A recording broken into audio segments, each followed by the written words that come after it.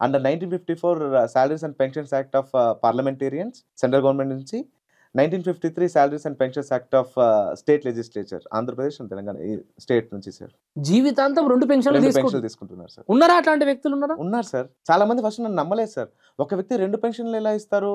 నువ్వేమన్నా పొరబడుతున్నావా? అసలు నన్ను నమ్మలేదు సార్. అది నిరూపించడానికే నేను సెంట్రల్ గవర్నమెంట్‌కి department of expenditure and ministry of finance వాళ్ళకి ఆర్‌టీఐ అప్లికేషన్ పెట్టాను సార్ మే నెలలో. వాహ్! హ్మ్.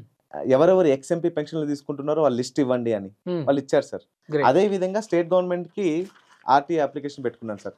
ఎవరెవరు ఎక్స్ఎమ్మెల్యే పెన్షన్ తీసుకుంటున్నారో వాళ్ళ లిస్ట్ ఇవ్వండి అని. వాళ్ళు ఇక్కడ ఇచ్చారు సార్. ఎంపీకి, ఇక్కడ ఎమ్మెల్యేకి 2 కూడా పెట్టినాం. వాళ్ళు లిస్ట్ ఇచ్చారు సార్. ఇచ్చారా? ఇచ్చారు సార్. ప్లీజ్ గణేష్, ఈ రోజు మరి ఆ పెన్షన్లు తీసుకున్నటువంటి అంటే వాళ్ళ మిస్టేక్ అని కూడా చెప్పట్లేదు. సార్. తీసుకోవాల్సినటువంటి అవసరం లేదు.